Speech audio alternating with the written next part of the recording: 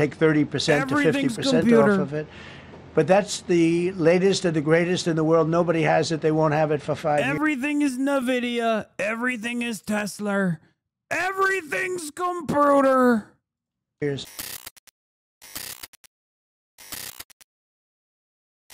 If we could keep the first questions perhaps to this subject, and then we'll go on to a few others. Please. Mr. President, thank you so much. Can you talk about... Remember when Hegseth was told to stay home during JC because he has Nazi tattoos, and even his command knew they were a red flag? Certainly nothing of concern now that he's doing martial law in the same city we are in hell. Yeah, I mean, that was like a big part of the reason why he became the Secretary of Defense. Because Donald Trump heard that story and was like, that's exactly the kind of guy that we need to have running the military. That's real, by the way. That's a real story. Pete Hegseth is a part of the National Guard, okay, at the time. And because he has like a Templar tattoos and like Crusader tattoos and shit, they're like, hey, you can't be a part of the security detail.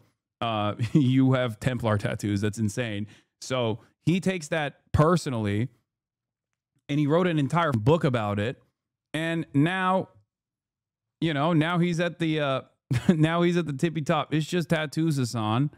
Yeah, exactly. No, people have like swastikas and shit. It's just a tattoo, bro. It's not like the actual tattoo. It's what the tattoo is, the meaning behind it, you know? How personal of an issue this is. You talked about flying over the Washington Monument and seeing the pride of what D.C. is. And do you believe that the status of the city, the cleanliness, the way that crime is low, is a direct reflection on how the country is run? Yeah, I do. I think the Capitol, look, everyone comes here. They're all coming. All the leaders, they're all wanting to come. And I say it, I've said it again, but I'm really just quoting. For years and years, I have warned about this. I said over and over again that if the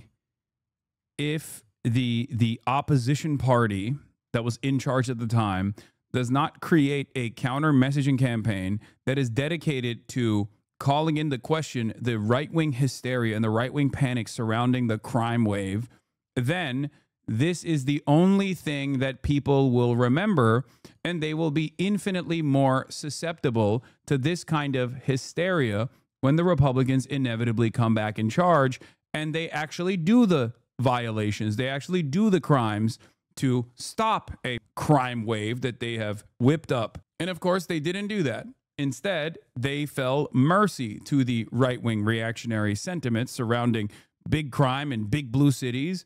And they themselves were like, we got to do something about it. More apprehension is a necessity. More violent enforcement is a necessity. And here we are. You can trace this with even the pro-Palestinian student encampments and the pro-Palestinian movement that took place after October 7 and the ways in which the Democrat-run government actively tried to suppress these movements and fell mercy to the media hysteria that was whipped around the notion that these insanely peaceful student protests that were on the right side of history were actually barbaric, monstrous anti-Semites, even though it was a lot of these protest movements are also led by Jewish students themselves. Okay.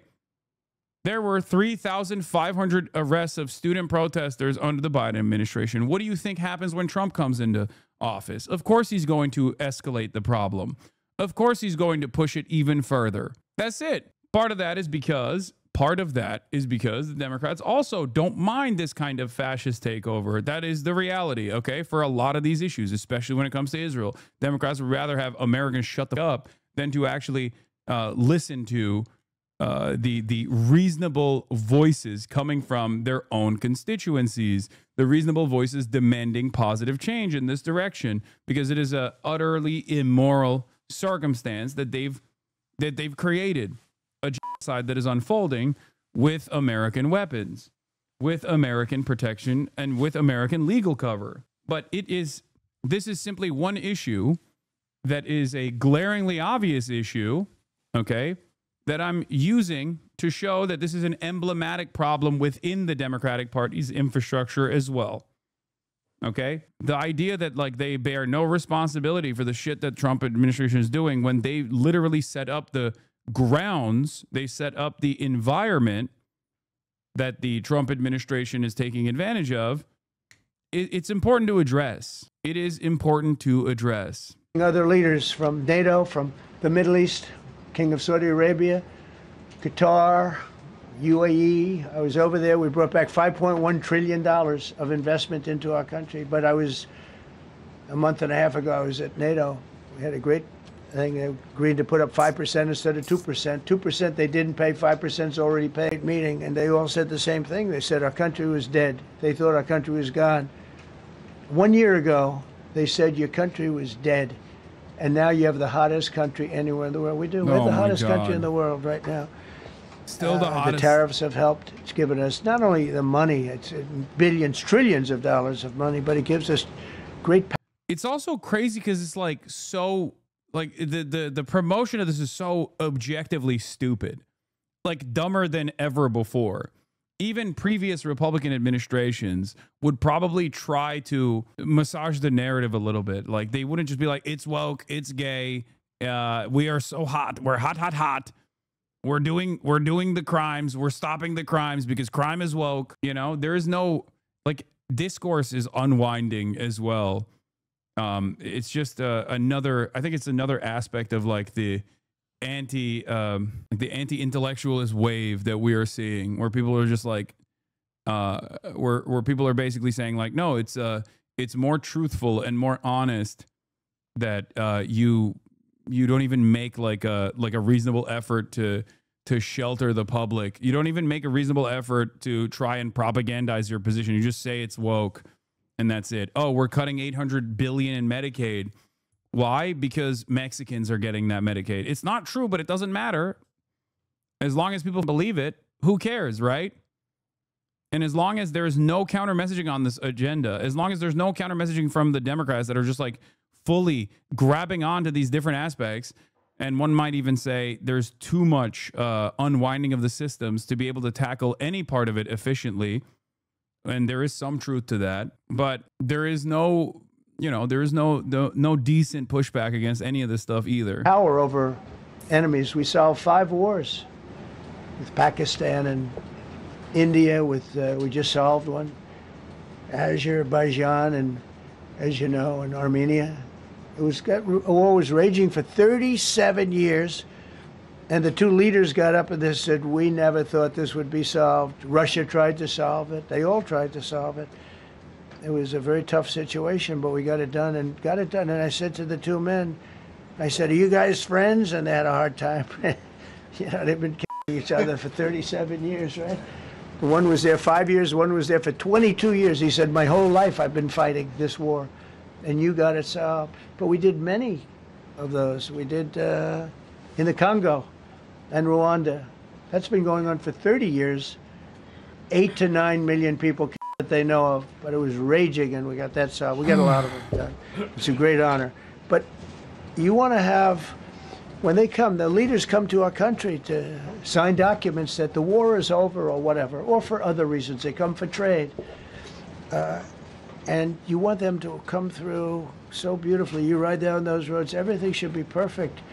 You shouldn't have medians falling down into the roadway. Median, you know, the metal things that are always, somebody had a great lobbyist, because I've never seen them look good. I've been looking at those things with the little, right?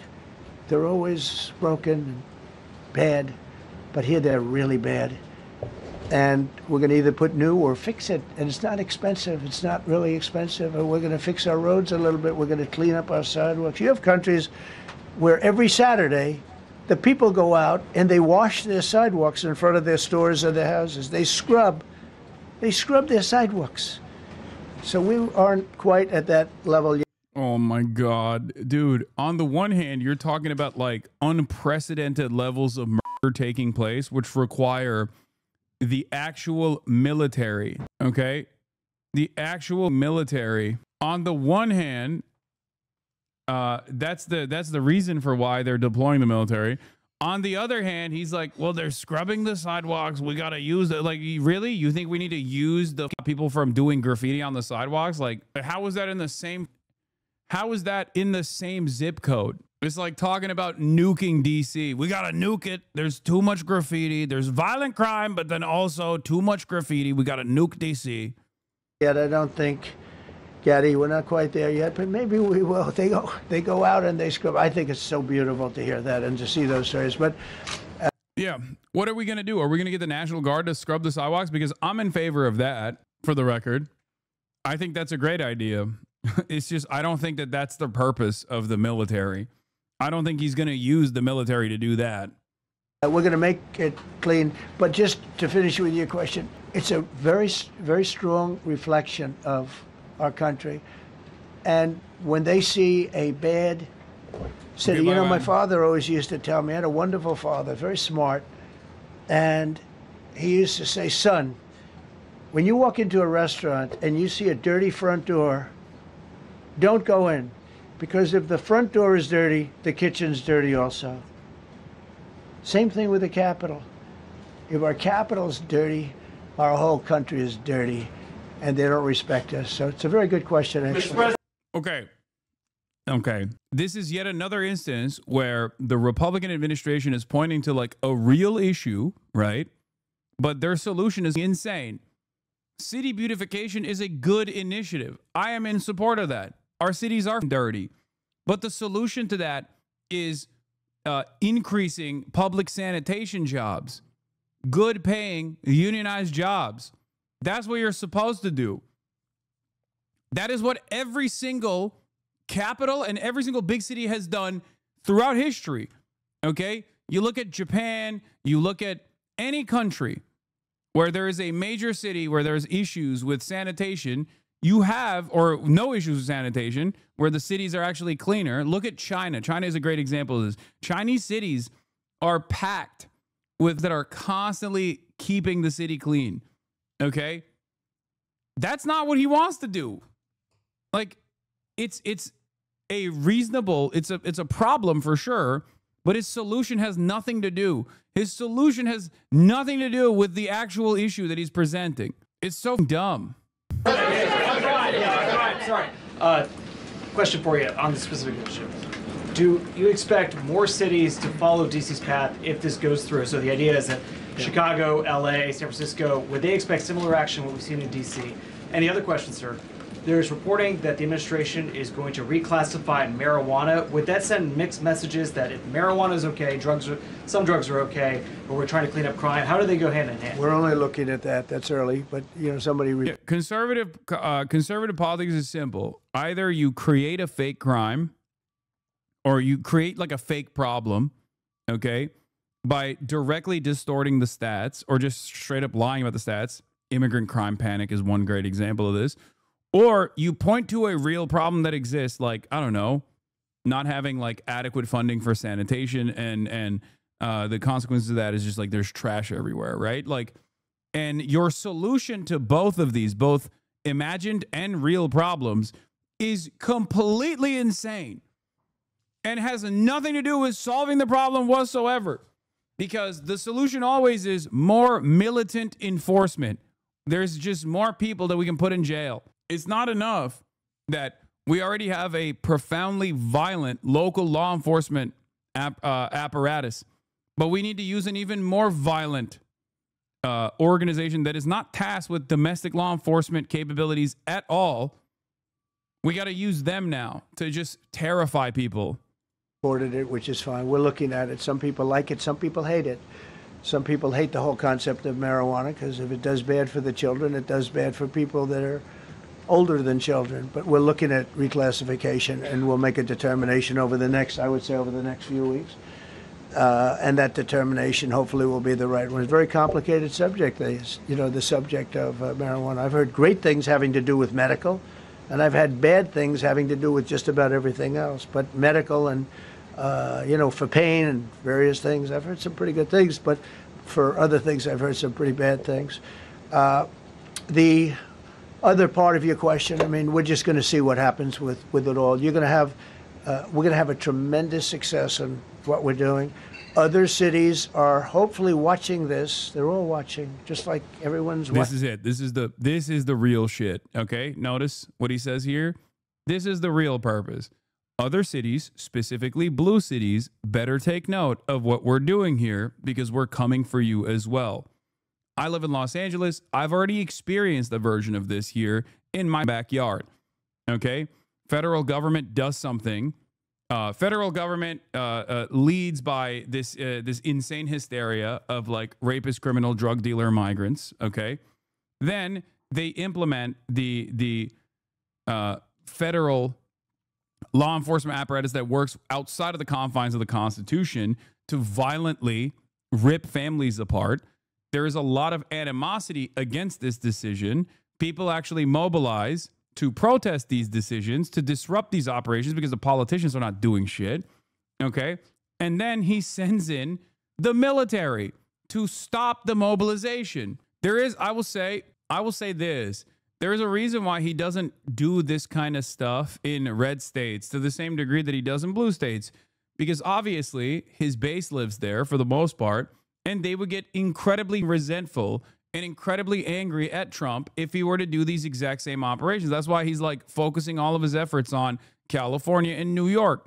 There are plenty of undocumented migrants that live in Texas. There are plenty of undocumented migrants in Florida.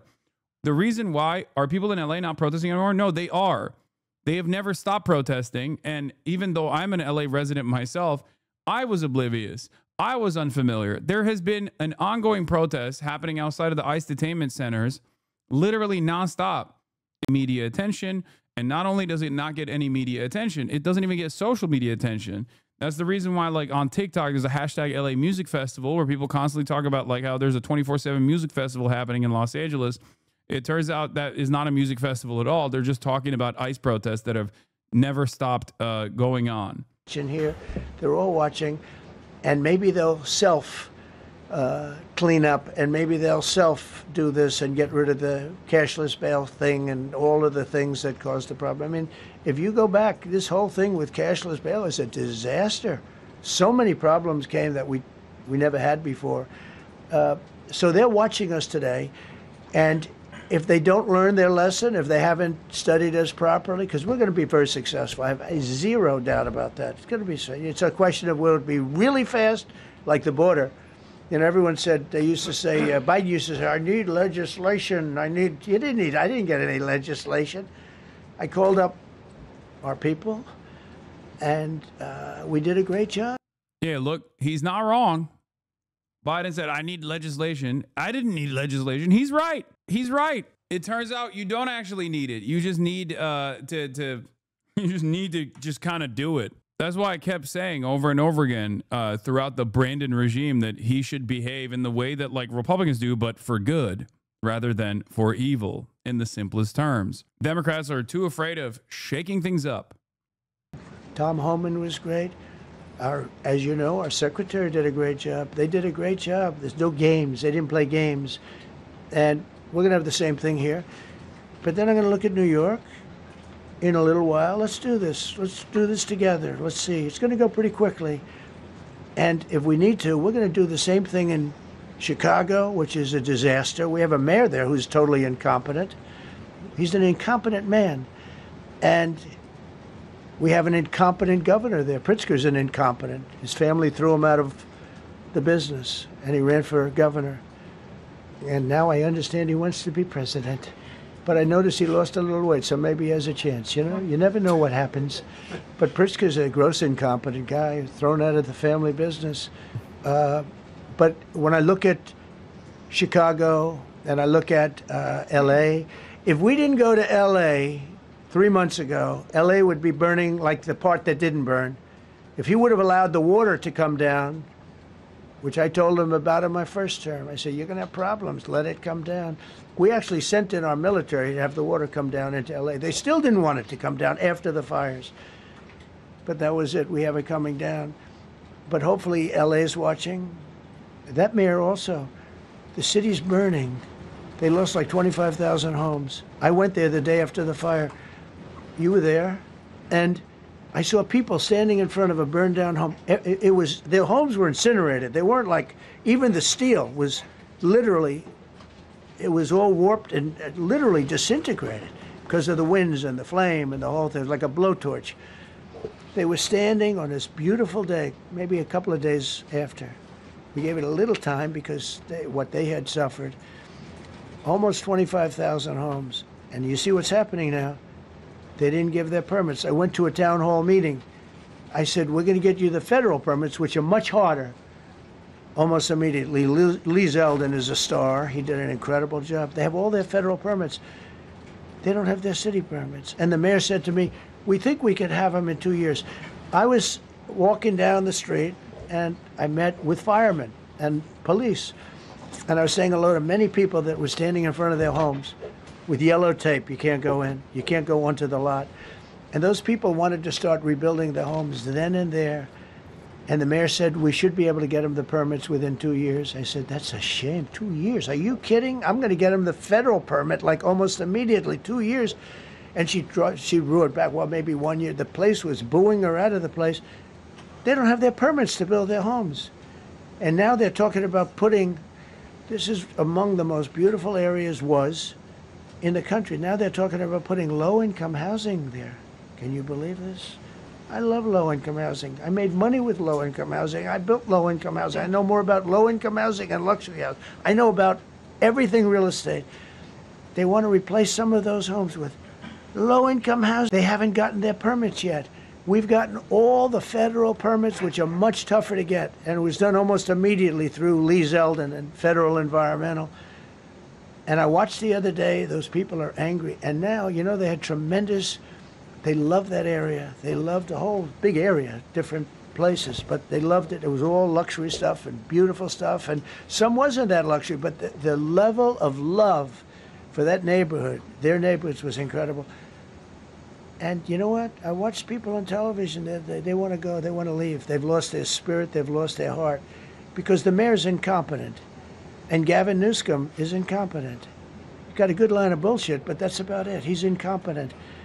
And you have Los Angeles is, you know, it's amazing. You know, I called, the first thing I did, I got the Olympics to go there. I was the one that got it. And by a rare thing that happened, I'll be the president. I was very upset because I got the Olympics there, and I said I won't be president when it comes. But bad things happened, and illegal things happened, really illegal things happened. Do I remember the question? Fuck no. Neither does Trump. Neither does anyone in the room. I don't remember the question. When has Trump ever answered a question that was directed? Turns out one good thing was I'm going to be the president for the Olympics for 2050, for 250, which is going to be fantastic, and also for the World Cup. So we have a lot of good things, and I hope 250 is going to be, the 250th anniversary is going to be the best. But when I looked at those people, and I saw last night on television that they still don't have their permits, it's a disgrace what's happened. Thank you. It's a sad state of affairs, but the only thing that we can rely on is the consistent ways in which this administration fucks up everything that they're trying to do, because they're so incompetent, because Trump has designed it on the virtues of loyalty rather than the virtues of competence. So they just keep inevitably failing on things that they try to implement. Like, one example is a more competent administration that is tasked with doing a reactionary takeover and violating the Constitution slowly but surely would not have gone after Mahmoud Khalil, right? They would have gone after someone who wasn't a green card recipient with a American citizen wife with a child on the way. They would have gone after a student visa holder who had said things that would at least like come across as violent. You know what I mean? They would have done that, but they're so incompetent. They went after someone who was perhaps the most defensible person, even in the eyes of the broader public. Okay? Not that it matters. The First Amendment is still the First Amendment. Even if someone had a student visa and they were still saying like, I love Hamas or whatever, that's still constitutionally protected speech. But at least they could have made a better, more compelling argument for broader subsects of American society. But because of their fucking idiotic nature, because of their like bouldering ways in which they're trying to implement fascism, when there are still institutions that remain, albeit in the margins, but they still exist, they were able to basically fail through this process. They're still trying, they're still pushing. Okay. Having said that, it has been somewhat of a failure, not due to Democratic pushback, mind you, but due to their own inability to implement a broader strategy, a broader strategy of like unwinding constitutional protections in a way that like most Americans will not bat an eye at. Okay, having to lie about Khalil proves how flimsy and failure this has been. Exactly. People can obviously debate the deportation of foreign students, though Trump's policy isn't to deport foreign students, only those who criticize or oppose Israel. But lying about what Khalil said shows how weak the case is. Here's what Rubio claimed. Like that's what this is it. This is what I mean when I say the only thing that we can rely on is the consistent failures and the consistent incompetence of this administrative state that will inevitably own setbacks. Why is a guy like that allowed in the United States on a visa? Let's take a look at what Marco Rubio is lying about here. Saying and doing abroad what he's now doing in the United States, we never would have given him a visa. He was on TV, I think it was yesterday or the day before, arguing that October 7th had to happen, that it had to happen, that it was a necessary evil. Now, he didn't call it an evil. He said it's a necessary thing, it had to happen. This is just completely made up, you know? And while this might work in garnering some kind of support from your base, I don't think you can just like make this shit up in a legal setting. The hell's he talking about? No, he's just making shit up. That's it. He is just making shit up. That's not what he said. Not only is that not what he said, but even if that was what he said, it still would not be reasonable grounds for deportation, for the record. Make no mistake. Okay. But that's not what he said either. Why is a guy like that allowed into the United States on a visa? He's not entitled to a visa. So it has nothing to do with what they're saying. It has to do with what they're doing and its implications on the U.S. Student visas are a privilege. They are not a right. He's not on a student visa. He's a green card holder who was one step removed from full-blown citizenship, for the record. So even that part is wrong. But he has to make it seem like that's the case. It's so stupid. Trump has just announced Attorney General Pamela Bondi is now in charge of the D.C. Metropolitan Police Department. This is what the Nazis did. I mean, yeah, straight up. Trump ordering the National Guard of Washington, D.C. is a good reminder of what Democratic failure looks like. Democratic administrations had years to change the law, so D.C. as a city wasn't a prisoner of Congress and the feds. But it is. But now it is, and you're seeing the outcome. Biden also bragged about how he overturned D.C.'s local criminal justice laws, which earned him zero new support, but did help pave the way for federalization. This was another problem, too. The China tariff deadline is tonight, but do you plan to extend that? We'll see what happens. China's been, we've been dealing very nicely with China, as you probably have heard. They have tremendous tariffs that they're paying to the United States. There's a lot of similarities with Israel and America for understandable reasons. This is another one of them. It's like they only concede to force. That's it. Israel only concedes to force. Israel, when there is a forcible retaliation. America only backs away when there is some semblance of forcible retaliation. European markets actually have tremendous amounts of power in terms of building a broad coalition to forcibly push back against the United States of America, but they have relegated themselves to vassal status, as you have seen, whereas one of the only countries that is actively pushing back against this stuff is China. Look at the way he's dealing with China versus the way he's dealing with the European Union and even the UK. Think about that. Maybe there's a lesson there for the Democrats as well. Of America, and we'll see what happens. They've been dealing quite nicely. The relationship is very good with President Xi and myself. You mentioned your upcoming meeting with President Putin. Can you tell us what China doesn't talk to Trump. He lies. I'm sure you would know, idiot. I mean, you don't have to know whether or not there's private correspondence between China and the Trump administration. The Chinese government says there's no private correspondence. Trump says there is private correspondence. But regardless of what either state is saying, you can just look at the outcome. The outcome is undeniable, right? Donald Trump has said over and over again, 150% tariffs. He's lowered the tariffs. He's actually extended the tariffs deadline. One must ask the question, why? If China is at a servile state to American interests, and their economy is at the point of collapse, if collapse is imminent, then don't you think that they would be basically running to Donald Trump in the same way that, like, you saw European leaders run to Donald Trump? That's it. That's all you need to look at to make up your own mind on whether or not Donald Trump's posturing is correct or if he's just making shit up. In the process of this conversation, Donald Trump also literally turned around and extended the China tariff truce for another 90 days as of 11:30 this morning. If Donald Trump was destroying China right now and bullying China, and China was on the verge of collapse, don't you feel like they would have actually made a public show of conceding? And I guess like giving into whatever insane demands Trump is making currently? Hope to get out of that, and whether you consider inviting President Zelensky to join. So you have to understand, this is a war that should have never happened. This is a war that wouldn't have happened if I were president. It would have never happened. It was the apple of his eye. I got along very well with President Putin.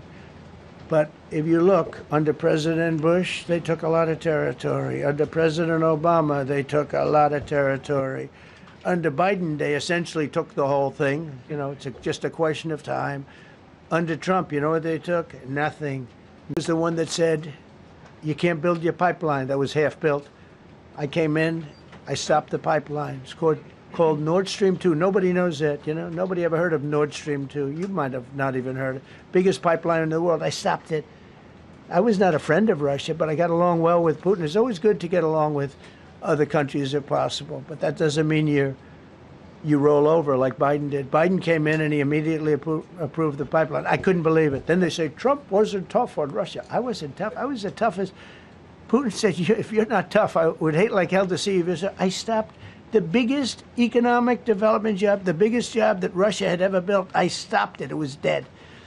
And this low IQ president came in and he let them build the pipeline and supply oil and gas all over Europe, you know. So this is really a feel-out meeting a little bit. And President Putin invited me to get involved. He wants to get involved. I believe he wants to get it over with. Now, I've said that a few times, and I've been disappointed because I'd have like a great call with him, and then missiles would be lobbed into Kiev or some other place, and you'd have 60 people laying on a road dying. I said, that's cold, but it's a violent war. 5,000 to 7,000 people a week are dying. And you know, there's nobody from here. They're all Russian and Ukrainian people, and some people from the cities, much smaller number, but still, those missiles do damage and they kill a lot. Oh yeah, here's the export control, and the tacit recognition that the export controls failed is from Financial Times. Donald Trump said he's considering allowing NVIDIA, now I'm saying NVIDIA to sell a more advanced chip in China after confirming that they negotiated a little deal in which the U.S. will take a 15% fee of the chip maker's artificial intelligence processor sales to the country. At least $1 billion worth of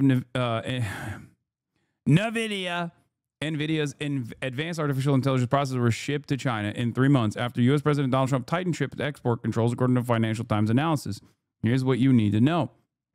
A roaring black market. The Financial Times analysis of dozens of sales contracts, company filings, and multiple people with direct knowledge of the deals reveals that NVIDIA's B200 has become the most sought after and widely available chip in a rampant Chinese black market for American semiconductors. The processor is widely used by U.S. powerhouses such as OpenAI, Google, and Meta to train their latest AI systems, but banned for sale in China. In May, multiple Chinese distributors started selling B200s to suppliers of data centers that serve Chinese AI groups, according to documents reviewed by Financial Times. NVIDIA and AMD have reportedly agreed to give the U.S. government 15% of their revenues from chip sales in China. This is being described as an unusual agreement with Trump in order to obtain export licenses for the chips. This was just reported by the Financial Times and will come as a major surprise to investors. Previously announced export control rollbacks came without any incremental tariffs. Chip stocks won't like this tomorrow. To be fair, Biden did the same shit with GPUs. They had the 4090D because the 4090 was banned in China. I mean, I think it's already incredibly stupid to try and ban China from receiving this technology, especially in this day and age when you can't even stop Russia from receiving new shipments of cars. Okay? That's a lot harder to process and ship than a goddamn fleet, a stack of processors, semiconductors. Okay? Especially considering that some of the components are literally made in China. So how are you going to stop that? It doesn't make any sense. China has innovated past the block before. There's no reason they won't do it again. That as well. But, you know, it's just I don't think it's something you can do in this day and age. Maybe I'm wrong. We blocked the USSR from getting IBM computers for years as led to the meltdown in Chernobyl. Yeah, but if you compare global trade between the USSR and America to China and America, there is no comparison. The USSR was not responsible for 30% of all manufactured items, you know? Not only was it an entirely different time for global trade, but also there wasn't a complex web of tremendous amounts of trade taking place with the country that we're trying to stop from receiving these items. Yeah, IBM computers weren't being made in the USSR, you know? This is one of the most impactful, one of the most significant differences between modern day China and the USSR. China has made itself an irreplaceable force in global trade, utilizing the endless need for low-cost manufacturing that capital owners had in the Western world to their advantage to make themselves an irreplaceable force around the planet. And what they did with all of the bounties that they got out of it, all the foreign capital that flew in to the country, they actually redistributed back evenly with rapid development, rapid urbanization, building the necessary infrastructure to continue uplifting millions, if not almost 1 billion people out of extreme poverty. And they were able to do so successfully. And in the process, they, again, and I'm going to repeat this one more time, they became an irreplaceable force around the globe.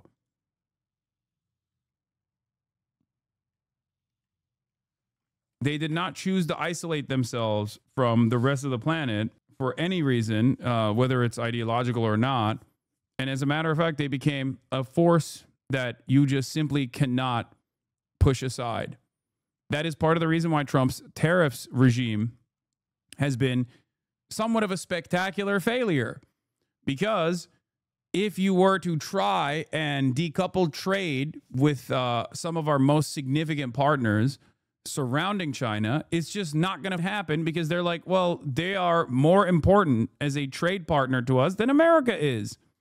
China was set to surpass NVIDIA since they were forced to invest into developing their own chips. China was banned from the ISS, so it built its own. Now it's the most advanced space station in the world, and the ISS is being decommissioned. Yeah. Anytime you try to actively stop Chinese development, they just either find a workaround and make their own thing, okay, or they just find a workaround in terms of trade and still receive the goods regardless. So technically, yes, it is not that China is not doing anything. Oh, do nothing equals win. It's that they are doing shit. They're doing shit all the time. A lot of people, but mostly soldiers. And they're young soldiers, although in the case of Ukraine, they're getting much older. They're drafting. Yeah, Central Planning 2 OP, please nerf paradox is right. The irony, of course, is that if America wanted to beat China, I don't even know if that's like a thing that we can do at this stage, but they would need to be more like China. We would need to be more China to beat China, but we won't. We have tremendous wealth in this country. We have the skeleton of an infrastructure that still works, but we're not doing it. We could build a robust manufacturing base. We could actually automate the out of said robust manufacturing base while still keeping on the labor force without firing them, so that they're doing very little work, but they're still getting paid as though they're doing all of the work with their own hands. And that way we get labor first economy. We don't do any of those things. We're just like actively pushing for our own demise. 60-year-olds now. It's a terrible thing to witness, and I think I have an obligation. Look, this is Joe Biden's war. This is not my war. I made a deal with NATO a month ago. You covered it very accurately, actually. We don't pay anything anymore. You know, we're not paying anything. They are buying things from us, and NATO is paying us. I got it raised from 2% of GDP to 5%. And they're paying us for everything that we send. We're not paying. But Biden approved $350 billion. Europe has spent $100 billion. The money that's been spent and the death is incredible. It's the worst thing that's happened, by far the worst that's happened since World War II. So I'm going in to speak to Vladimir Putin, and I'm going to be telling him, you got to end this war, you got to end it. And he wasn't going to mess with me. This war would have never happened. You know, we had a discussion about it one time, and we never had that discussion again. Would have never happened. And when the election was rigged, and then Biden took office, which was barely took office, the auto pen took office, bad things started happening, bad things, stupid things were said, and it ended up in a war. And you know, and I don't believe this will happen anymore because I have that pretty well covered.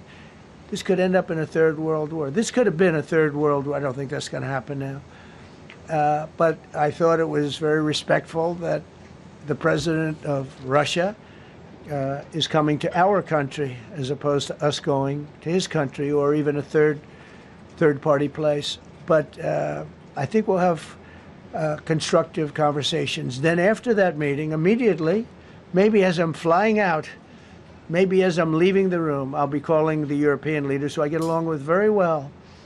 And, you know, I have a great relationship, I think, with all of them. And I get along with Zelensky, but, you know, I disagree with what he's done. Very, very severely disagree. This is a war that should have never happened, wouldn't have happened. But I'll be speaking to Zelensky. The next meeting will be with Zelensky and Putin, or Zelensky and Putin and me. I'll be there if they need. But I want to have a meeting set up between the two leaders. I was a little bothered by the fact that Zelensky was saying, well, I have to get constitutional approval. I mean, yeah, this is all Zelensky's fault. Oh, my Lord. Yeah, he looked so good. He looked so good. What was he wearing? What was he wearing? What was Ukraine wearing? He's just like, he's like so rapist mindset on this, where it's like, nope, this was Zelensky's fault, not Putin. I said, Vladimir, stop. And he didn't stop, but also it was still Zelensky. Is he actually blaming Zelensky? Yes. It's maximalist cope. Like, he could, in a way, it makes sense that he's doing this because it's still like kind of takes away the responsibility from America if you were to even present it as such. Because, like, on the one hand, he's like, this war, okay? But Zelensky in and of himself is the least responsible party for why Russia invaded Ukraine, okay? Obviously, the number one party responsible here is Vladimir Putin, which Trump actively refuses to call out. Let's say that's partially because he wants to come to a negotiated settlement and stop the bloodshed, like he claims he does want to stop the bloodshed, okay? And he's having a hard time with these negotiations because Vladimir Putin seemingly is actively dangling negotiations in front of Donald Trump like a carrot, and he just keeps biting onto that carrot. And a part of that continuation of negotiations is to say, you know, keep shitting on Zelensky, keep shitting on Zelensky, and that's what he keeps doing over and over again. But, like, none of this, in my opinion, is reaching closer to a reasonable settlement whatsoever. And ultimately, there is one party that is still more responsible than Zelensky, and that is the previous American administration. If you want to call them out, you can call them out if you want to, you know. Out of all the parties involved, I would say Ukraine is the least responsible for its own invasion. I know that there are Z pushers in here who get mad at me for saying this and say that I've, like, sold out and I'm actually a NATO, I'm a Brandonist NATOist or whatever. But that is the reality. How the fuck is this Zelensky's fault? Ukraine is invaded by Russia. Russia is the primary responsible party. But even as far as, like, a continuation and a refusal to push for a ceasefire negotiation when, you know, Ukraine had maximum leverage, I would say Western powers were more responsible in feeding lies to both the Ukrainian public and specifically Zelensky than even Zelensky himself. He's got approval to go into war and kill everybody, but he needs approval to do a land swap because there'll be some land swapping going on. I know that through Russia and through conversations with everybody to the good, for the good of Ukraine. Good stuff, not bad stuff. Also, some bad stuff for both. So there's good and there's bad. But it's very complex because you have lines that are very uneven. And there'll be some swapping. There'll be some changes in land and What land is Russia swapping? I don't even know what he's saying here. What the f did Vladimir Putin tell Witkoff that he just thinks, what? Alaska? Is it cope to think this country will change its tongue since everyone in their 70 plus dies? No, it is cope. If he is capable of forcibly taking back territory that Russia currently has annexed and occupied, I'm going to be honest, that would be a spectacular development. Do I believe that even for a moment? Fuck no. Because Vladimir Putin's starting point in the negotiations process in this last round of quote unquote ceasefires was not only the legal annexation, like the legal recognition from the United States for annexing the territories that Russia currently occupies, which is deep into eastern Ukraine, but then also on top of that, additional territories that he was demanding that he hadn't even reached out, that he hadn't even like implemented any sort of like military annexation on. So they had maximalist goals here, which was to say, oh, we'll just keep pushing if you don't give us the additional Ukrainian territory that we demand. So I don't really know where he's getting this information from. the word that they will use is, they make changes. We're going to change the lines, the battle lines. Russia's occupied a big portion of Ukraine. They've occupied some very prime territory. We're going to try and get some of that territory back for Ukraine. But they've taken some very prime... He's like, I'm giving Canada to Russia. He's going to be like, in exchange for certain occupied territories, I'm giving Canada to Russia. Canada is now a part of Russia, Russia. That's right.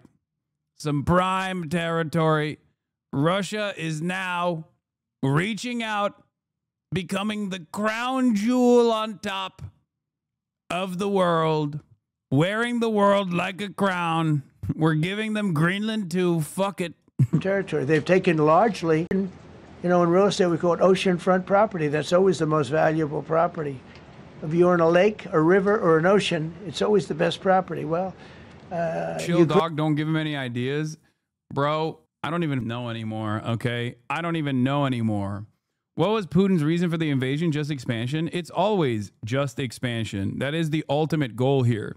If you're asking me what he claimed his reasons were, which, by the way, ironically, I was spelling out the other day, and then LSF took it as me defending Russia, even though it was in the process of me saying, this is what they believe, and they're wrong. That was a fun little moment for all the dumbass Redditors, okay? And I saw that same clip circulating on TikTok, and everyone on TikTok was like, dude, he's literally saying this is not what his belief is. This is what their belief is. But on Reddit, of course, no one watches the video, I guess, and just implement whatever their version of events actually is. But yeah, why are you on that sub shaking my head? The moderators locked down the post like 24 hours later and 4K comments later for clickbait. Oh, they locked it down after people had already done their fuck Hasan nonsense. That's crazy. It's so wild. Like, I'll literally explain what Russia's reasoning is and how I don't believe it. And they'll cut out the part where I say, this is what they believe. I don't believe this. And they'll make it seem like I'm saying that, like, this is the Russian reasoning and I'm in agreement with it. Oh, God, it's so stupid. They didn't even cut that out. It's in the clip. That's even funnier.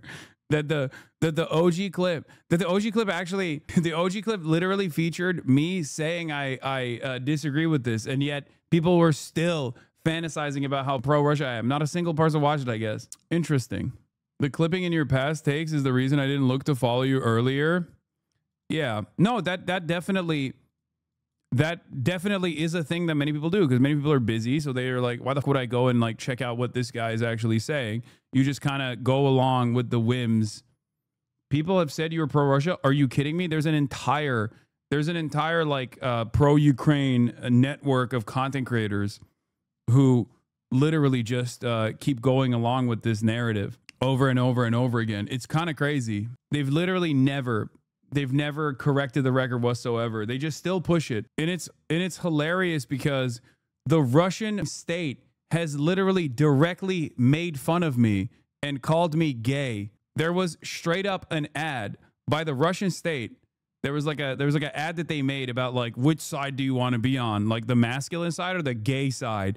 And then they literally put a version of me with like painted nails and like jewelry and shit standing in front of like a luxury car and saying like, oh, don't be like a gay anti-Russia streamer like this guy. Yeah, they gave me a Ferrari, I think. Can you explain the NAFO thing? No, I don't want to even get into that. It's just brain rot. I hate to say it, but that wasn't supposed to be you, dog. Okay. Yeah. Make me looking like Bam Margera, Temu. That's crazy. I wonder who they were presenting like this. Hasanov. Anyway, yeah, with the painted nails and everything. Okay. How the did I make the goddamn Russian government my op? That's in.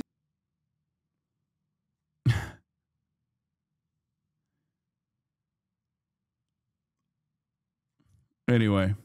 A lot of people don't know that Ukraine was largely 1,000 miles of ocean. That's gone. Other than one small area, Odessa. It's a small area. There's just a little bit of water left. So I'm going to go and see the parameters. Now, I may leave and say, good luck, and that'll be the end. I may say this is not going to be settled. I mean, there are those that believe that Putin wanted all of Ukraine. I happen to be one of them, by the way. I think if it weren't for me, he would not be even talking to anybody else right now. But I'm going to meet with him. We're going to see what the parameters are. I'm then going to call up President Zelensky and the European leaders right after the meeting, yeah. And I'm going to tell them what kind of a deal. I'm not going to make a deal. It's not up to me to make a deal. I think a deal should be made for both. I think Russia has to get back into building their country. It's a massive country. I think they have 11 time zones, if you can believe it. It's a massive, it's by far, from the standpoint of land, it's by far the largest. From the standpoint of land. They have tremendous potential in Russia to do well. They're not doing well. Their economy is not doing well right now because it's been very well disturbed by this. It doesn't help when the President of the United States tells their largest or second largest oil buyer that we're putting a 50% tariff on you if you buy oil from Russia. That was a big blow. And then they say, gee, he wasn't so tough. Nobody else would have done that. And I haven't stopped there. I mean, look, I was all set to do things far bigger than that, but I got a call that they'd like to meet, and I'm going to see what they want to meet about. I'd like to see a ceasefire. I'd like to see the best deal that could be made for both parties. You know, it takes two to tango, right? So ultimately, I'll have a meeting next week. I had a great relationship with him, considering the fact that I was not nice to him because of the pipeline. I ended the pipeline. I also gave the javelins. Do you ever hear of a javelin? Javelin is called a tank buster. They say that Obama gave them sheets and I gave them javelins. If it weren't for me, all those tanks that were destroyed at the... Remember when he floated pre-approved? Remember when he floated pre-approved weapon shipments? Stopping unless the Ukrainian government comes up with blackmail against his possible opposition in the upcoming election, and then got impeached for it. And then he turned around and said it was a perfect phone call. I remember that was a literal thing that he did. It seems like a lifetime ago. That was one where he just straight up was like, I'll keep giving you these weapons. Okay, I'll keep giving you these weapons. You just got to find some blackmail. If you don't find some blackmail against the Biden administration, I will literally stop giving you these weapons that Congress had approved. And that's the one thing you can't do as president. You can't stop the flow of weapons to any country whatsoever. And of course, that was part of the reason why he got impeached. I completely forgot he's been impeached twice. Perfect phone call. It's great. It's great. There is no floating of an impeachment nowadays. It's meaningless because he bouldered his way through it. He bouldered his way through it. Teflon Don, no shame whatsoever. I mean, he did January 6th, and he's the president now. You know, your YouTube is down. Wait, what? Really? Doesn't seem like it. Seems to me like it's right there. First days of the war, because the tanks got stuck in the mud. Some commander made a better they would have been in Kiev in 4 hours going down the highway, but a Russian general made a brilliant decision to go through the farmland instead. and they just had torrential rains, and the rains were so bad, and it was mud, and those tanks got stuck in the mud. I don't know who that general is, but knowing Vladimir, he's probably not around any longer because all those tanks. Dude, he still speaks so fondly of Vladimir Putin as opposed to Zelensky, which is, again, it's weird. It's just weird, you know? It's just weird. Tanks were stuck in the mud, and they went along with the javelins. I gave them the javelins. You know that, right? I gave them javelins. They gave them sheets. But I'm going to meet with President Putin, and we're going to see what he has in mind. And if it's a fair deal, I'll reveal it to the European Union leaders and to the NATO. It's not weird. Love finds a way. It's just you that doesn't know true love like Donnie and Vlad. Fair. Putin had Ukraine as the apple of his eye, and Vladimir Putin is the apple of my eye. Leaders, and also to President Zelensky. I think out of respect, I'll call him first, and then I'll call them after. And I may say, lots of luck, keep fighting, or I may say we can make a deal. If not, I will tell you this. I've seen a poll coming out of Ukraine. 88% of the people would like to see a deal made. And if I don't understand why this won't just like say the correct number. Okay. Even when he's right, he's still wrong, which I don't understand. I don't think it's 88%. I think it's like 79%. Why is it that, like, that's already an unimaginably high number of Ukrainians that want to come to a negotiated settlement and do not want to continue fighting? But it's like, even when he says the correct thing, he has to still lie. I don't know why. It's so weird. It's like 79%, isn't it? No, he said 88%, 98% say they want to stop the war. They want to negotiate with Russia. you go back 3 years, everybody was gung-ho for war. You know, everybody's gung-ho for war until you have it. It's an amazing thing. I had it with a couple of countries where I couldn't get a deal done with one particular country. And I just couldn't. The guy's great. He's a friend of mine. Yeah, this is what he's talking about. 3%. I couldn't get the deal done. Sorry. And then he went into war for a short period of time. You know where I'm talking about. Where is it? Where's the number? Oh, it's 69%. Sorry, it's not even 79%. Guys 69%. being killed all over the place. That's a sexy number. He could have just said 70%. Only 24% of Ukrainians inside Ukraine want to keep fighting until the war until victory, whereas nearly 100% of Ukrainians given major platforms of Western media and politics, i.e. useful Ukrainians, favor continuing the war until victory. Listen to Ukrainian voices except when they don't want you to keep dying en masse. For Brussels and Washington, says Mark Ames. Mark Ames exiled. It's 69%. 69% of Ukrainians don't want the continuation of the war, even though they think it will still continue. They do not believe that Vladimir Putin is going to come to a negotiated settlement to the end of this war. Instead, they think that it will continue. Does that include giving up parts of Ukraine? I think, yeah. I mean, that's basically what it is. And he went through 1 week of war, and I was able to get the deal done. He said, "This is nasty." Yes, please. Claims to be not pro-Russian, but then follows Mark Ames. I mean, I know Mark Ames as well. And not only that, but also, one, I don't have to agree with every single thing that every single person that I follow or every single person that I agree with on other issues. Okay? It's important to have a balanced media diet regardless. And as far as analysis goes, I think Mark Ames is on the ball. Yeah, I follow Charlie Kirk too. Just to follow up on what you were saying there. First of all, Volodymyr Zelensky is not invited on Friday? He wasn't a part of it. I would say he could go, but he's gone to a lot of meetings. You know, he's been there for I'm literally watching Donald Trump currently. It's 3.5 years, nothing happened. And what is the definition? I mean, do you want somebody that's been doing this for 3.5 years? What's the definition of a good deal? I'll tell you after I hear what the deal is. Because there could be many definitions. You know, you're talking about a very large and complex situation. Now, I tell you, the war that I just settled with Azerbaijan and with, as you know, and Armenia was almost as complex as this one, having to do with routes, trade. Meeting on Friday with Vladimir Putin. Well, we're going to have a meeting with Vladimir Putin, and at the end of that meeting, probably in the first 2 minutes, I'll know exactly whether or not a deal can be.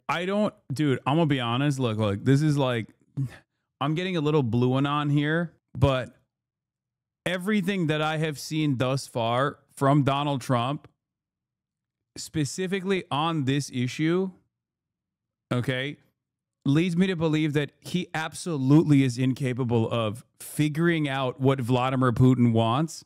As a matter of fact, his instincts are so bad that if he were to then immediately turn around and do the exact opposite of what he thinks Vladimir Putin wants to do, that would probably be more successful in terms of like setting, I don't know, setting hard lines or whatever. I mean, he has all but admitted that. He admitted it himself. He just kept saying like, we have wonderful calls. We have wonderful phone calls where we're talking about this and that. But then Melania comes in and says, did you see Vladimir hit Kiev again? I say, why? Why, Vladimir, why? And he's done this 4 times, 5 times, not any longer. And it's like, dude, after the second time, you got to realize that you got to try something different, you know? And like, I don't think the solution is to force, I don't know, to deport like Ukrainian men and force them into the front lines or something. Because like, that's the only other way that you can actually bring Ukraine the necessary manpower that they need to be able to successfully push back against further Russian occupation. Okay.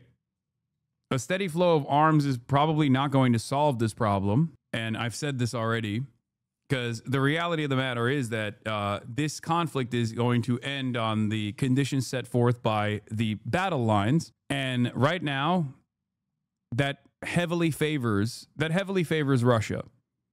That's the reason why Vladimir Putin is consistently saying, oh, I'll negotiate, but except I won't negotiate at all.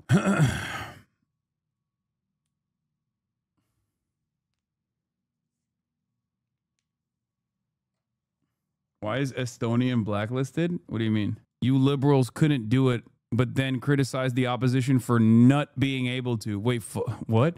First of all, assuming that we're liberals in this community is very funny. That's number one. Number two, I criticize Biden so much for this, specifically this. So no, I think it's warranted for me to criticize Donald Trump as well. Not only that, but also somehow Donald Trump has taken the situation and overpromised and is famously under-delivering as he always does. And in a way that is like also optically speaking, ridiculous, like undermining our proxy in this situation consistently while simultaneously getting washed by Vladimir Putin over and over again, only to turn back and like kiss the ring is so stupid. Russia's economy might be in some trouble shortly, so it's possible that forces them to the negotiating table for sanctions relief. I doubt it, though. Ukrainian media confirmed a breakthrough by Russia through Ukrainian lines in Donetsk Oblast. Ukraine may be forced into a deal sooner than they planned. Russians breached near Pokrovsk, cut highway towards Dobropilya in the Donetsk Oblast. The OSINT project warns the wedge could endanger Mirnohrad and Kostianivka unless Ukrainian reserves regain the roads. Oh, so they're like encircling the rest of this area in the Donetsk region. Euromaidan presses Ukrainian propaganda. Yeah, I know, but even they're reporting on the possible encirclement of Ukrainian forces that remain in this area. So obviously, Euromaidan press reporting on it is like when Radio Free Europe or any number of these different outlets report on something that is bad for Ukraine. You know that. Because that's what I do. I make deals. Yeah, please, go ahead. Yeah, thank you, Mr. President. I'm going to ask you 2 questions, one about China, one about Russia, if I could. On China, your administration agreed to send the most advanced or advanced NVIDIA and AMD chips. No, obsolete. No. Obsolete chip. Well, and then 15% of the profits. You mean the 20s? No. This is an old chip that China already has. And I deal with Jensen, who's a great guy, and NVIDIA. The chip that we're talking about, the H20, it's an old chip. China already has it. in a different form, different name, but they have it. Or they have a combination of two, and then some. Now Jensen Jensen's a very brilliant guy, and Jensen also has a new chip, the Blackwell. Do you know what the Blackwell is? The Blackwell is super duper advanced. I wouldn't make a deal with that, although it's possible I'd make a deal, a somewhat enhanced in a negative way Blackwell. In other words, this guy knows his chips, man. It's a super duper spectacular chip. It's so good. Hot. It's a hot chip. Like the one spicy chip challenge. It's a hot. Take 30% to 50% off of it. But that's the latest and the greatest in the world. Nobody has it. They won't have it for 5 years. Everything is NVIDIA. Everything is Tesla. Everything's computer. But the H20 is obsolete. You know, it's one of those. So I said, listen, I want 20% if I'm going to approve this for you, for the country, for our country, for the U.S. I don't want it myself. You know, every time I say like 740. I like that you had to specify that you don't want to tax it for your own pockets. That's insane. I don't want it for myself. I want it for the country. Oh, really? I thought when you were taxing, that meant you get the money. What is happening? That's crazy. I want, yeah, for the Air Force. So I just wanted, so when I say I want 20, I want for the country. I only care about the country. I don't care about myself. And he said, would you make it 15? So we negotiate a little deal. So he's selling a essentially old chip that Huawei has a similar chip, a chip that does the same thing. And I said, good, if I'm going to give it to you, because they have a, they have a stopper, what we call a stopper, not allowed to do it. It's really known as a restrictive covenant. And I said, if I'm going to do that, I want you to pay us as a country something, because I'm giving you a release. I released them only from the H20. Now, on the Blackwell, I think he's coming to see me again about that. But that will be a unenhanced version of the big one. Like, I don't know if you know it, we will sometimes sell fighter jets to a country and we'll give them 20% less than we have. Do you know what I mean, right? That's the same. So on Russia, do you see a time, Mr. President, when there could be normal trade between the U.S. and Russia? Should your meeting go well, should there be peace? I do, yeah. Russia has a very valuable piece of land. If Vladimir Putin would go toward business instead of toward war, it's a warring nation. That's what they do. They fight a lot of wars. A friend of mine said Russia's tough because they just keep on fighting. They beat Hitler, so did we, and they beat Napoleon. They've been doing this for a long time.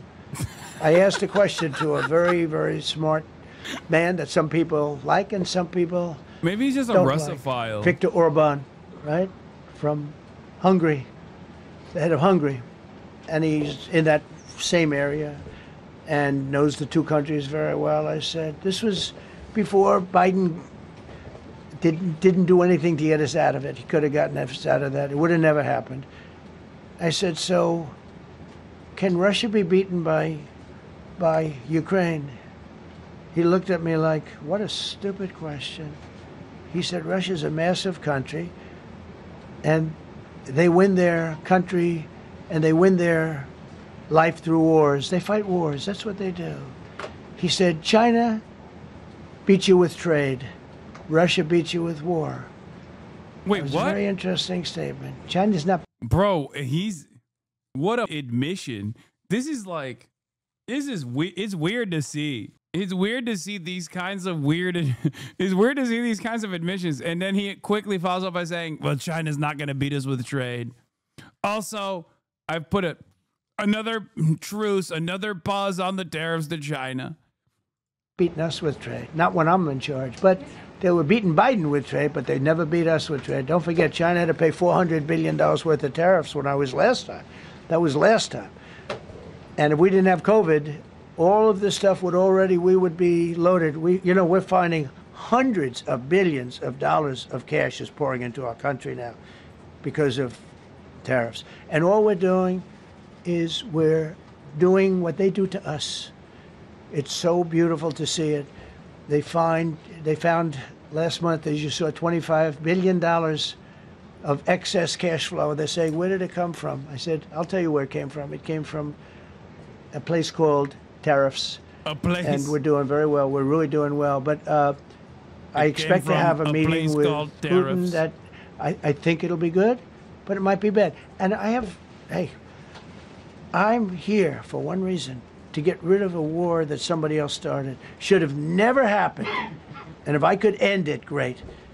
Complex war, a lot of bad blood, But Zelensky's been there for 3.5 years. So if you put him in a room, now I will say this, ultimately I'm going to put the two of them in a room. I'll be there or won't be there. And I think it'll, yeah, please be. Thank you, Mr. President. Excuse me, I'm going to suggest, because do you have any other questions on DC? Because I don't want them to be, wait. These are incredible people. I don't want them to be standing up here on subjects. Does anybody have a question of them? Wait, that's crazy. This is the first time Donald Trump has acknowledged that he's making people sit through a press conference about irrelevant shit, for the record.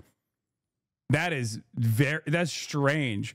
That's not like him at all. Normally he loves rambling. Bro, he did this with Tim Apple. He did this with Kid Rock, Tim Apple, Triple H, every single person that comes through. He's like, this is the first time he's like, why don't you ask relevant questions? You got great people standing next to me. Character growth. Yeah, no, it's just he's doing this because he's done answering those questions. He's bored of answering these questions. And then you guys can leave. Okay, a question, Brian, go ahead. Thank you, Mr. President. All right. And by the way, this is only on DC, and then they're going to leave because it's unfair to have them stand up here all day long. Brian. I've got two questions for you. First, about DC. This is personal for me as well. Last year, I was robbed on the streets by one of these teenage thugs. Had a gun, got away with it. Let's talk about the effort that between law. That's so stupid. Bro, this is up. It's up. That shouldn't happen, okay? It shouldn't happen. But, like, the way you're presenting this in a press conference is ridiculous, man. It's ridiculous. It's ridiculous. That's it. That's crazy. It's just, oh, my God. Enforcement, prosecutors, and judges, because it's a, recycling belt. Like, these kids go, they don't fear the police. They know it. If you talk about judges and put these kids behind bars, right. Adult crimes deserve adult penalties.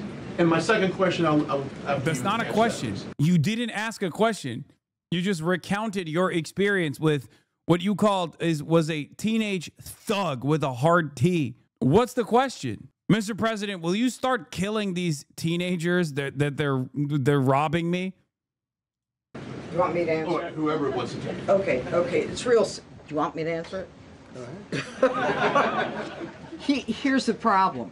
Assuming that they're 17 years, older than 17 years old, I can get the case. If they're under 18 years of age, I can only get the case if it's murder, rob one, rape, even if they shoot a gun but don't kill you, I can't get it. So the law has to be changed. As the president said, cashless bail. That has to be changed. All right, then even assuming I get the case, I get jurisdiction, I get a conviction, the DC Council has given the judges the ability to give probation on shootings. And so then it's up to them. All of these things, the Youth Rehabilitation Incarceration Reduction Act, and now they really want to change the way minors are treated as minors, I think. For more reasons than one, if you know what I mean. Like, they are big into this whole, like, well, you know, what is a minor after all type shit. They really want 14-year-olds to be treated as adults, it seems. They want to seal records. So if we work hard, we get a conviction, they want to wipe it out. So that needs all to be changed. Okay, Mr. Question. Pam, would you answer that also? Yeah, and just back to that topic. Let's be clear, though. We're going to charge. Dude, what's crazy is, like, Trump lawyer, okay, Fox News personality. Janine Perot is also a Fox News personality. quote unquote independent media Rumble personality. That's his top level officials in this admin. How do you not look at this situation and go, okay, I expect them to fuck up over and over again? Like, it is seemingly designed for it's a string of that are waiting to happen. Charge them, and we're going to track every single thing they do throughout every step of the court process and report back to you and let all of you know what's happening to them. Because the people who are prosecuting them, the judges who are trying them, they also need to be held accountable. Mr. President, you also made the comment. You made the comment you walked out here. This is the most people we've ever seen in this briefing. I've never seen ever, right? I've never seen any. Where's Caroline? Where's my superstar? Caroline. Is Caroline in the back? Where's Caroline? Come here, Caroline. Come here, Caroline. Come here. Is she doing a good job, by the way? Come here, Caroline. Is this the largest What the fuck? This is definitely the most packed briefing, and I think all of you would agree. I think it's why we need to build a ballroom. Mr. President, I have a better idea. All right, Brian, go ahead. My question is this. You're building the big, beautiful ballroom. Yeah. Could we build a big, beautiful... Okay, these questions are insane. Oh, my God. Oh, my God. Oh, my God. Okay, let's see. Let's see what Janine Perot's saying here. I see too much violent crime being committed by young punks who think that they can get together in gangs and crews and beat the hell out of you or anyone else. They don't care where they are. They can be in DuPont Circle, but they know that we can't touch them. Why? Because the laws are weak. We are going to touch you. If you're young, we will touch you. And you will say nothing about it. We want to touch the youth. Crazy. I can't touch you if you're 14, 15, 16, 17 years old and you have a gun. I convict someone of shooting another person with an illegal gun on a public bus in the chest. Intent to kill? I convict him. And you know what the judge gives him? Probation. Says you should go to college. After the D.C. Council and their absurd laws, we need to get rid of this concept of, no cash bail. We need to recognize that the people who matter are the law-abiding citizens, and it starts today.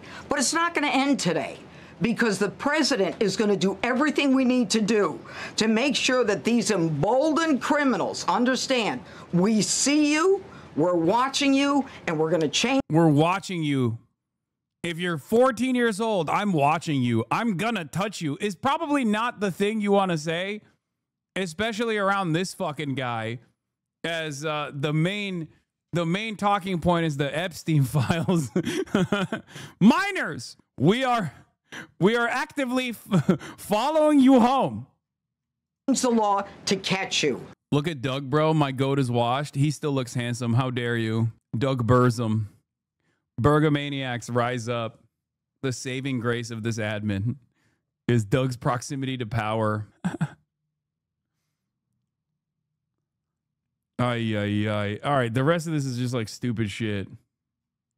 Briefing room, updated technology, more seats. I don't want you to be comfortable. The day they speak about white kids like this, the U.S. would be in another civil war. Of course, they never have to speak about white kids like this. There's a white kid that did a rape on a minor in Utah, and like he was directly related to a Republican in Utah who single-handedly pushed to change the law so he actually wouldn't get criminal penalties for it, because that's how it works, you know. So no, I don't want to make life comfortable. So look. Let's just do this. Let's do this. It's going to be a big thing. We're going to Russia. That's going to be a big deal. What happens, happens. I'll let you know. Yeah, what it wasn't even a kid. The kid in this situation, the white teenager I'm talking about, was 18 years old. You'll be the first to know. I'll be calling the European leaders. I'm going with totally. I mean, we have a. All right, we're moving on from this. We're going to talk about some